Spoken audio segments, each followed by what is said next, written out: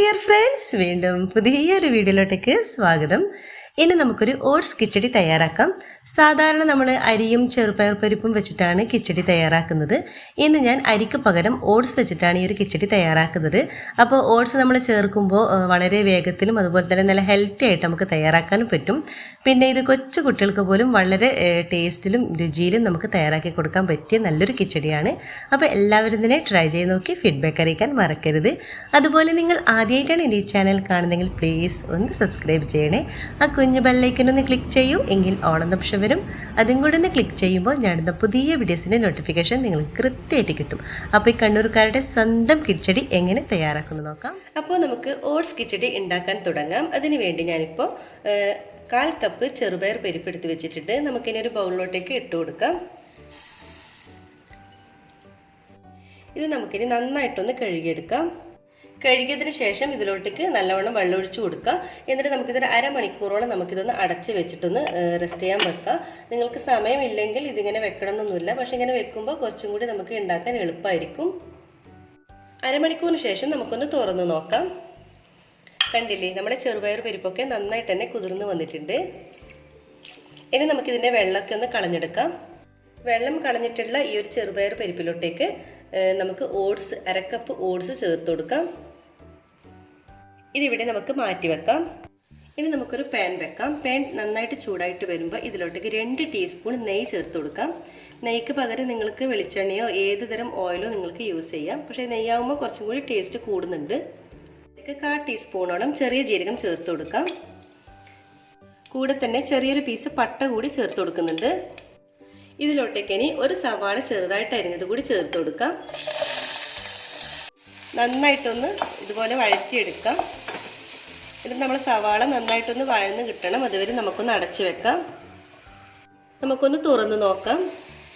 നമ്മുടെ ഉള്ളി ഇവിടെ നന്നായിട്ട് തന്നെ വഴന്ന് വന്നിട്ടുണ്ട്. ഇതുപോലെ നന്നായിട്ട് തന്നെ വാടി വരണം.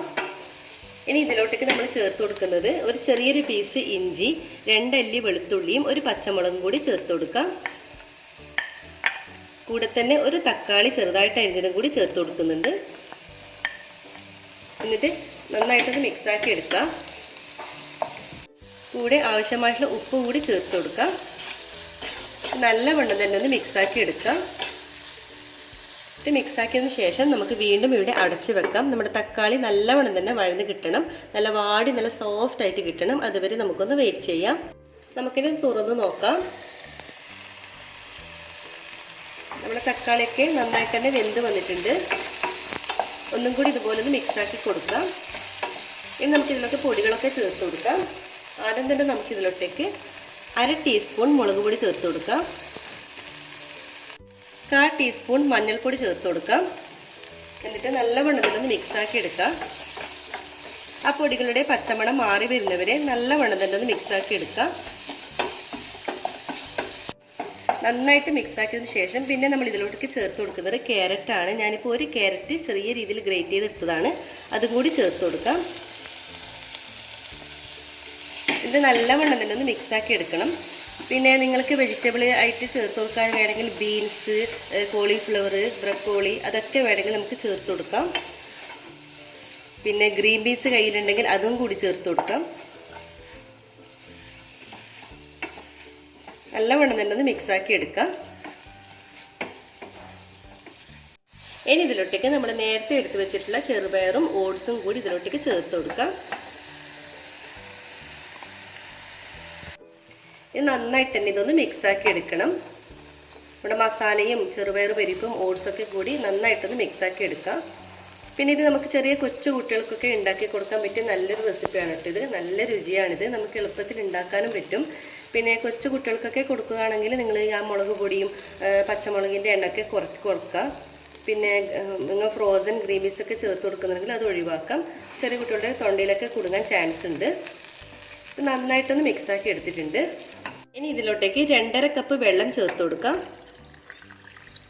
എന്നിട്ട് ഒന്നും കൂടി നന്നായിട്ടൊന്ന് മിക്സാക്കി എടുക്കാം. ഇവിടെ നന്നായിട്ട് തന്നെ മിക്സാക്കി എടുത്തിട്ടുണ്ട്.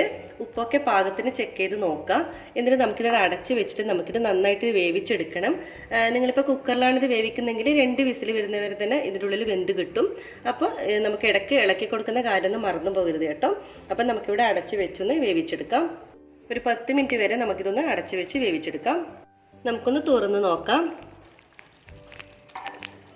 അപ്പോൾ ഇവിടെ നല്ല പാകത്തിന് തന്നെ നമ്മൾ ചെറുപയറൊക്കെ വെന്ത് വന്നിട്ടുണ്ട്. കണ്ടില്ലേ? ഏകദേശം ഒരു 10-15 മിനിറ്റിൻ്റെ ഉള്ളിൽ തന്നെ നമ്മുടെ ചെറുപയർ നന്നായിട്ട് തന്നെ വെന്ത് കിട്ടും കേട്ടോ. പിന്നെ നിങ്ങൾ കുക്കറിലാണ് വേവിക്കുന്നതെങ്കിൽ 2 വിസിൽ മാത്രം മതിയാവും. അപ്പോഴേക്കും നന്നായിട്ട് തന്നെ വെന്ത് കിട്ടും. അപ്പോൾ ഇതൊരു പാകത്തിന് തന്നെ ആയിട്ടുണ്ട്. ഈ ഒരു സ്റ്റേജിൽ ഉപ്പൊക്കെ ചെക്ക് ചെയ്യുക. ഇതിന് പാകത്തിന് ഉപ്പൊക്കെ ഉണ്ട്. ഇനി ഇതിലൊട്ടേക്ക് ഒരു 1/4 ടീസ്പൂൺ കുറവ് കുരുമുളക് പൊടി ചേർത്ത് കൊടുക്കാം.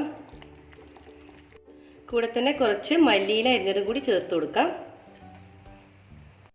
കൂടെ 1/4 ടീസ്പൂണോളം നെയ്യ് കൂടി ചേർത്ത് കൊടുക്കാം. നെയ്യ് ഈ സമയത്ത് നമ്മൾ ലാസ്റ്റ് ചേർത്ത് കൊടുക്കുമ്പോൾ നല്ല രുചിയാണ് കേട്ടോ ഇത്. അപ്പോൾ താല്പര്യമില്ലാത്തവർ ചേർത്ത് കൊടുക്കണ്ട. പക്ഷേ ഈ സമയത്ത് ചേർക്കുമ്പോൾ നല്ല രുചിയാണ് ഈ കിച്ചടിക്ക്. ഇതെല്ലാം കൂടി നന്നായിട്ടൊന്ന് മിക്സാക്കി എടുക്കണം. നമുക്ക് സ്റ്റവ് ഓഫ് ചെയ്യാം. അങ്ങനെ നല്ല ടേസ്റ്റി ആയിട്ടുള്ള നമ്മുടെ ഓട്സ് കിച്ചടി ഇവിടെ റെഡി ആയിട്ടുണ്ട്. ഇനി നമുക്ക് ചൂടോട് കൂടി തന്നെ നമുക്കൊരു ബൗളിലോട്ടേക്ക് മാറ്റാം. അപ്പോൾ വളരെ രുചികരമായിട്ടുള്ള നമ്മുടെ ഓട്സ് കിച്ചടി ഇവിടെ റെഡി ആയിട്ടുണ്ട്. നമുക്ക് ചൂടോട് കൂടി തന്നെ ഒരു ബൗളിലേക്ക് മാറ്റാം. അപ്പോൾ ചൂടോട് കൂടി തന്നെ നമുക്കിത് സെർവ് ചെയ്യാം. ചൂടോട് കൂടി കഴിക്കുന്നതാണ് കേട്ടോ ഇതിന് കൂടുതൽ ടേസ്റ്റ് ഉണ്ടാകുന്നത്. തണുത്ത് കഴിഞ്ഞാൽ അത്ര ടേസ്റ്റ് ഉണ്ടാവില്ല. അപ്പോൾ നമ്മൾ കഴിക്കുന്നതിന് തൊട്ട് മുമ്പ് നമ്മളിത് ചൂടാക്കണം. അപ്പോൾ നല്ല ടേസ്റ്റ് ആയിട്ടുള്ള നമ്മുടെ ഓട്സ് കിച്ചടി ഇവിടെ റെഡി ആയിട്ടുണ്ട്. നിങ്ങൾക്ക് എല്ലാവർക്കും ഈ ഒരു വീഡിയോ ഇഷ്ടമായെന്ന് കരുതുന്നു. ട്രൈ ചെയ്ത് നോക്കുന്ന സമയത്ത് ഫീഡ്ബാക്ക് അറിയിക്കാൻ മറക്കരുത്. ലൈക്ക്, ഷെയർ, കമൻറ്റ് ചെയ്യാൻ മറക്കരുത്. സബ്സ്ക്രൈബ് ചെയ്യാതെ കാണുന്നതാണെങ്കിൽ പ്ലീസ് ദയവായി ഒന്ന് സബ്സ്ക്രൈബ് ചെയ്യണേ. ഇൻഷാ അല്ലാഹ് വീണ്ടും മറ്റൊരു നല്ലൊരു വീഡിയോയിലൂടെ വീണ്ടും കാണാം. അതുവരേക്കും എല്ലാവർക്കും ഒരിക്കൽ കൂടി താങ്ക് യു.